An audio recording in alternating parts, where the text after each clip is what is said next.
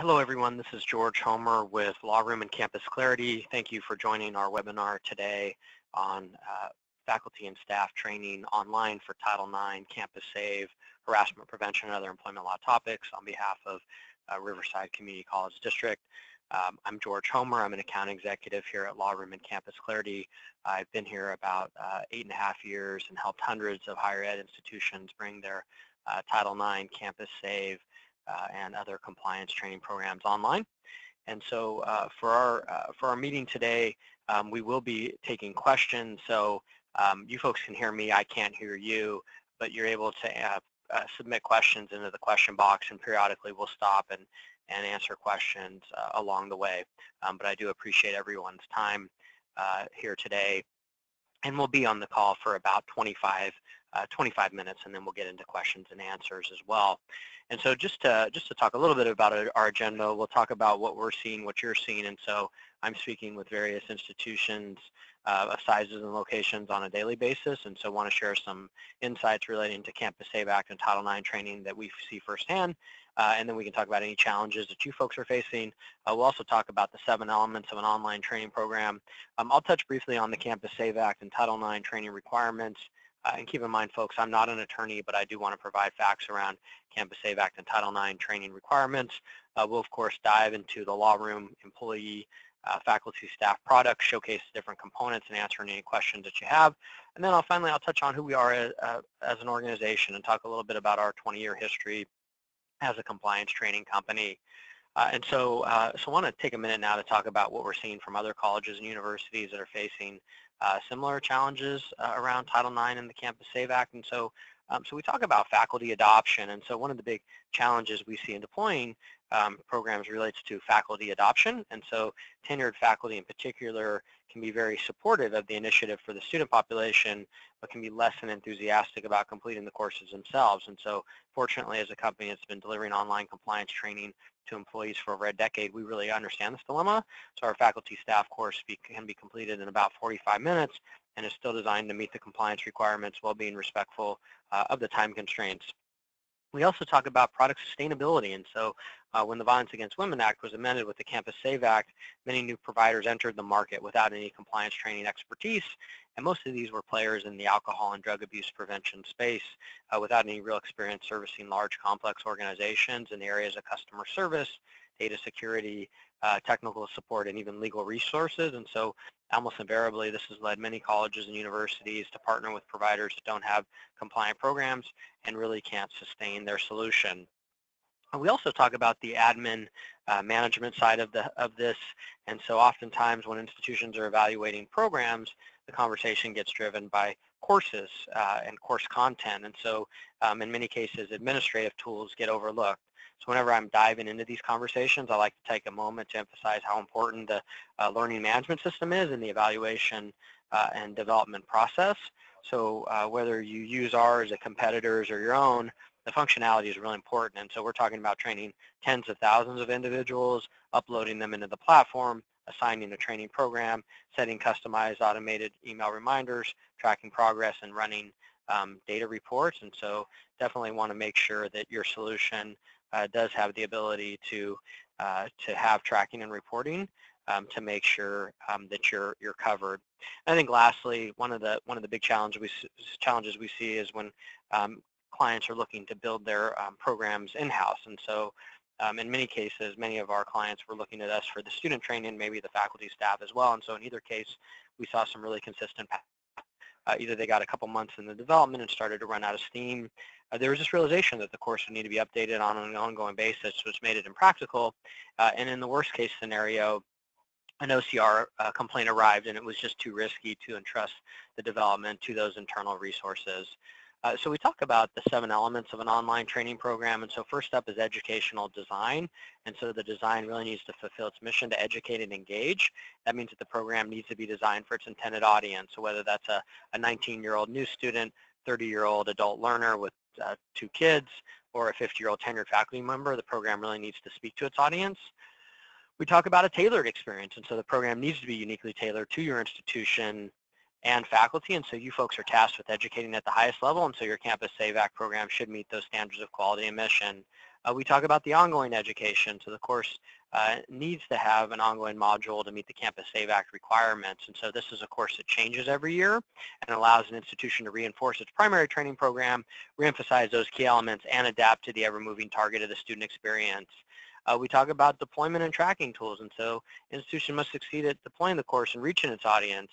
So it's not enough to build and customize a great program, it has to get there. And so that means there has to be an intuitive learning management system, an electronic notification system, preferably one with automated email reminders. So this isn't someone's full-time job. We also know that tracking is mission critical, and so as we talk about changing the culture of an institution, it's really key that you have insights into how your employees are responding to your program so that actionable strategies can be developed in response. We talk about product sustainability, and so having a provider that has the technical, legal, and customer service resources to make sure that the program is sound and works to meet your training and tracking objectives as well as compliance requirements. And so this is really critical as many new players have jumped into this market without having the infrastructure in place to support their solutions. Not to be overlooked, but the program needs to meet the Campus Save Act and Title IX compliance requirements, and it has to be adaptable in this regard because we know that laws and regulations can change at the state and federal level, so the course needs to be flexible to meet these changes. And lastly, and this may seem less obvious, but the program really needs to be cloud-based, and so you could certainly entertain developing and installing a program in-house, but the need to adapt the program to meet the ever-changing employee landscape and the compliance requirements would make it cost prohibitive to do anything other than cloud-based. So I'm going to take a step back now and talk about what we saw last year from institutions struggling with getting Campus Save Act compliant training up and launched. And so we saw in 2014, community colleges weren't necessarily focused on Campus Save Act. 2015 for us became the year of the community college, and we brought on 250 new campuses. And so definitely want to talk about what led us here to bring on so many new campuses. And so we know the July 1, 2015 deadline. We know it well, kept us here late, got us here early, and so we know institutions had to have their Campus Save Act training program in place by July 1 of 2015. We know October 1 of 2015 had to show what you did on your annual Clarity Security Report for Save Act training. We know what the Campus Save Act requires from a training perspective, so all incoming students and new employees must be offered a primary prevention program. All faculty and students must be offered an ongoing prevention and awareness campaign. All enrolled students and institutions must have airtight documentation to show what they've done to meet these regulatory requirements. Also want to address Title IX regulations that really deepen institutional responsibility to train students and faculty on an ongoing basis. So schools should provide sexual violence training for students at regular intervals, and then employees on a regular basis need to know what they're required to report on as well as how to respond to reports of sexual violence. And in October of 2014, there were some major changes in the Campus Save Act, and one of the big clarifications related to exactly who should be trained within a Title IX institution. And so this slide further clarifies the need and importance of making the training program available across the entire institution. So it's not just incoming students and new employees, it's now making the program available to all students and all employees. And the DOE did stop short of mandating the program, but they did recommend that institutions do mandate their training. So we talk about the challenge of all of this, and so meeting these requirements has really been a tall order for Title IX institutions. So it's been a short window of time to find the right program, get it developed and launched, and of course do it within budget. So institutions are coming to us saying, we need everything, we need it now, it needs to be good, and you know we probably can't afford it. And so that's the way that these conversations tend to go. And it doesn't matter the size of the institution or the type. We talk to med schools, we talk to community colleges, we talk to large public, small privates, we talk to everyone, and we see the same issues. And so institutions aren't necessarily used to this accelerated timeline, so it puts considerable strain on the administration to decide on something that requires a high level of institutional buy-in from faculty, administrators, students, and even IT. And so fortunately, we have SaaS to the rescue, or software as a service, and so LawRoom, CampusClarity, we're based here in the San Francisco Bay Area. One of the great tech movements that's taking place out here is cloud technology, or software as a service, which enables businesses and institutions to leverage powerful technologies without the burden of installing software or hardware, and with the added benefit of being dynamic and adaptable. And so what that means for something like online training, suddenly possible to develop, host, and deploy an entire training environment, including the courseware, learning management functionality, and even the data storage piece completely in the cloud. And so we talk about how burdensome Campus Save Act mandates can be for an institution, but honestly, without cloud technology, this would be an entirely different level of financial and infrastructural burden for ongoing course development, customization, installation, deployment, compliance, monitoring, legal updates, so the cost would be considerable. So it's pretty cool that we live in a time where we can effectively crowdsource online training solutions to leverage the work that we've done to develop programs quickly and in a cost-effective way. And so I'm going to pause here. If there are any questions, please put those in the question box, and I can respond to those now, or we can definitely get into more in-depth questions towards the end of the webinar. We are going to go into the educational design of the employee program, the tailored experience, the ongoing education, the course deployment, tracking and reporting tools, compliance expertise. And so I'm actually going to shift around to some different screens so that we can look at relevant information for employees for the tracking and reporting side.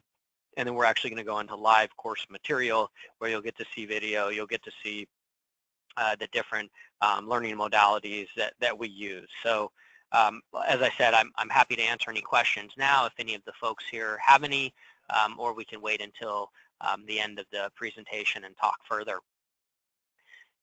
And so we talk about educational design, and so we're really best known for our instructional design aspect, where we've won NASPO awards, we've won Stevie awards, and so we believe that employees should learn and be engaged, and so we developed our employee program with focus groups to make sure that the material resonated. Now we do require 100% completion, so when someone gets an answer correct or incorrect, they have to actually go back and get it right to move on.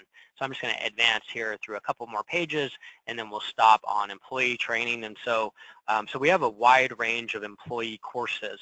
And in this suite of courses, we have a course called Intersections, which covers harassment prevention, Title IX, and the Campus Save Act. It's also AB 1825 compliant, so we do have a supervisor and non-supervisor course for the folks that are in HR here on the call today.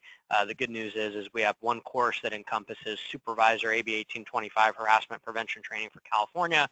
We have a non-supervisor version of Intersections for frontline employees, and then we have Bridges, which is generally used for faculty, which just covers Title IX and the Campus Save Act and is shorter. And so we use silhouettes. We found that employees were very receptive to silhouettes because it removed racial bias and facial expressions. And so we have a situation here where a student is being harassed by a professor. So the student goes to the dean. So what should the dean do? Well, if the dean does nothing, we know that's incorrect. And so we actually would have to go back and get that right and click on report the situation to the school's Title IX coordinator. So that's a correct answer. Then I get some feedback to let me know why it's correct, and then I have a real case. So we're actually going to walk into some of that course content, and we can actually see in real time what this course looks like with the video, with the audio, with the interactions that keep it engaged, keep it professional. So I'm going to start off with the video. And so everything is closed caption. This is literally a accessible, fully accessible program around WCAG 2.0 level AA, which is the highest accessibility standard in the country. And so here you can't hear the audio because we're on a webinar, but you are able to see that the video is clean, it is professional, it is realistic. We learned very early on back in 2005 when we started working with Stanford that faculty is not receptive to videos and other content that is not professional, that can insult them. And so we understand it being critical to have a course that that folks are receptive to, that it doesn't insult their intelligence. And so we've done a great job when it comes to really balancing the needs of the compliance training and doing it in a way that is respectful of the audience. I'm going to go into some other interactions here. So we actually saw this on the PowerPoint, but to see it in real time, so we have different scenarios here. So I go in, I have this situation. When I get it wrong, it lets me know this is incorrect, and then we get into the correct answer, which is, hey, this is a real-world situation, and then we have the case study, which shows how this actually applied to this situation in higher education. We also get into a situation called turning points, where we do use some animation with some audio and video. So it just goes into some further interactions to really foster engagement, foster different learning senses, and keep folks engaged in learning, which is really the name of the game with online training, is having specific information that folks that resonates and that people are receptive to. We also integrate your policies into the course. We integrate your resources, and we'll talk more about that as we go through this, but definitely gives you a wide range of areas, whether it's the abusive conduct under the AB 1825 requirement, whether it's the Campus Save Act, all very much California specific, which we'll go through as well. So always want to make sure that things are up to date, engaging, and legally compliant. We also focus on microaggressions. So you'll see in here there's different scenarios that foster the different learning senses, as I'd mentioned, whether it's a video, whether it's a click-through, whether it's an infographic, always looking to really create that engaging environment. I talked a little bit about accessibility, and so having accessible training content that is really hitting the mark when it comes to having a truly accessible experience. And so we know in California, having accessible training under 508 or WCAG 2.0 is critical for people who are visually or hearing impaired. And so we actually have exclusive contracts with the California State University System, as well as the University of California System, Los Angeles Community College District, all use us. And so we wouldn't be doing business with these organizations if our programs weren't fully accessible. And so that's really a critical component of all of this. Also tailoring the course, so having it branded to your campus with your policy, with an electronic signature, having your campus resources are all really critical components to have a consistent message across the organization. So faculty and staff are speaking the same language as what essentially students are seeing. Naturally, courses are different for faculty and staff and students, but having that consistent message of the same messaging is critical. We talk about ongoing education, and so each year we're creating new courseware to really refocus employee engagement on current topics that are relevant in the higher education space. And so for the employees, we have 20 compliance courses, which goes from harassment prevention to the CANRA requirements. I'm actually going to size this a little bit up so that it's a little easier to see for the group. But we give you access to about 20 employee courses that range from the Title IX SAVE Act, harassment prevention, the CANRA, protecting minors, illness and injury prevention, ethics, CLARITY, FERPA, ADA, bloodborne pathogens, bullying, data security, diversity, drugs and alcohol, HAZCOM, HIPAA, social media. So these are all programs that are meant to help reduce risk and provide a cohesive, holistic approach to risk management and compliance requirements, especially here in California. Now, for the employee program, we have primary training, we have annual ongoing, we have the option for a climate survey that's included, or that can be included in, that allows you to really go in and see what's going on, how faculty and staff are responding to training programs, and then adjust accordingly. So climate survey is definitely something to keep in mind. So I'm going to pause here and actually go into a live overview of the learning management system so that we can see the tracking and reporting piece of all of this and see how that enhances your ability to train folks. And so we look at course progress. We have the I'm going to walk right through the toolbox menu, which makes it a real snap to do this. So everything's in real time, so you can access this anywhere where you have internet access anytime. You can also look at adding attendees, so you can either send us a batch upload, and we can go in and upload that list for you, or you can add attendees individually.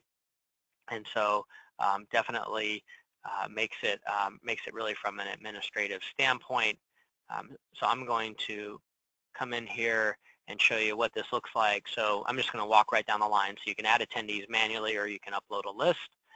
You can view attendee records here and make changes. You can delete attendees. You can print a course certificate. You can print a policy acknowledgement. So you can actually have a PDF of an acknowledgement for a policy in the event that an incident comes down the road. You can look at attendee progress. So you can do that in mass by locations and groups. So I know we have multiple campuses here. So we can actually slice and dice the data by campus location. We can look at it by course, by job function, so accounting, HR. So this gives you real-time information to be able to track progress, either individually or looking at the whole group. So definitely have the ability to go in and track progress and look at a wide range of filters and parameters in the system. And then we get into, we have current attendee lists, expired, deleted. We have return emails, so you can see bounce backs, make sure people are actually getting their assignment. You can look at surveys and comments, so you can see how people are responding. And we maintain about a 4.2 average out of 5 on learning and engagement, over 1 million folks trained. So we see that people are receptive to the program, and you can go in and actually look at their survey results. So you can then justify to the CFO, hey, we're maintaining a really high average here, and employees are commenting that they appreciate the training that they're learning and that it's respectful. So just nice to be able to see how people are responding to your programs in that post-course survey. Looking at the progress reports, you can see how long someone has actually spent in a course. You can look at the course library. You can look at your own courses here. You can assign courses, which is really a snap. So I can go in here and I can do this in mass. I can do it individually. I've been here a while, so I have quite a few courses. Then I can set up the start and due date. So I determine when this goes out in mass, or this can be automated and integrated through your system, through your learning management system, or through one of your other internal systems, whether it's an HRIS, whether it's PeopleSoft, whether it's Oracle. So really gives you flexibility, and we'll talk more about the integration aspects on Thursday's webinar, where we'll get into integration, automation, single sign-on, SFTP, banner integration, colleague integration, all of those different options. You can look at changing start and due dates. You can unassign courses. You can set up automated email reminders, so it's a set it and forget it function, goes out automatically to let folks know they need to get this done. You can also set up manual email reminders, and then you can set up automated course completion notices to go out to let these folks know that, hey, we appreciate your work, or whatever other message you'd like to share with them. So it just really makes your work a snap, and this shouldn't be someone's full-time job to do this. So definitely want to make sure that it's easy, it's intuitive, and it's very user-friendly and easy to navigate. We talked about the climate survey. It's branded. It's a developer. You can use it for staff. You can use it for students. Getting into compliance expertise. So this course is state-specific with the California law integrated in plain English. We've built out 50 courses for 50 states. We have 7 lawyers on staff to make sure courses are up to date, because we know that laws change. So in California, we had yes means yes consent law change, so we had to go in and update the courses. So you want a partner that really has the legal resources to make sure that you're covered, and so that the course doesn't get stale and that it's not compliant. And we just saw an Illinois law change. We saw New York, enough is enough. I think the reason we've had so much success is there really isn't another solution out here that provides this level of compliance and quality that we're offering. Another requirement of the SAVE Act is that the program is campus specific from a resource perspective. So community colleges actually have a unique challenge as it pertains to on and off campus resources, because many community colleges have campuses that cross county lines, and so you're going to have different off-campus resources. So we want to make sure that all of your resources are relevant to that campus. They are specific, and we know that's a really unique challenge, and we've worked with over 150 community colleges to ensure that they are compliant and meeting the letter of the law. Lastly, required conduct process needs to be incorporated into the course as well. And so just to share a little bit of information with you about LawRoom's compliance expertise, and so it's not a sales pitch. I really owe it to you to give me information about LawRoom, and it should be a big deal for any Campus Save Act solution out there. So LawRoom has over 20 years of compliance expertise servicing tens of thousands of organizations along the way. Our founder is a lawyer. We have 7 lawyers on staff, make sure courses are up to date. We trained over 1.5 million employees and students at over 1,500 organizations last year. We had about 20 hired institutions in 2013. We now have over 550 that rely on us and trust us for Title IX and the SAVE Act. We brought on 300 new campuses last year, and these are well-known institutions from Yale, Harvard, NYU, and Columbia on the East Coast to Stanford, USC, and the whole UC system, Cal State system here on the West. But we also have San Joaquin, Delta, Community College District just moved forward. We have Merced Community College District, LA Community College District, Mount SAC. We have Peralta, we have Foothill De Anza, we have San Bernardino Community College District that use us. Really the list goes on and on, but City College of San Francisco just really have a lot of well-known campuses that appreciate what we're doing, and we appreciate this opportunity today to show you what we've got. So I'd love to answer any questions. I know we have about 2 minutes left, and I'm happy to take questions at a later time as well. So I'll put up my contact information in the event that there are questions or concerns, or folks would like to view the courses. Anything that you'd like, shoot me an email, give me a call. George Homer. Definitely happy to answer questions, to give one-on-ones, to give access to courses. This is a recording, so I'm going to provide this to Lorraine and her group so that they can distribute it out. So yeah, for the last minute here, would love to give folks an opportunity to ask any questions, or we can talk one-on-one or by email about specific questions that you may have.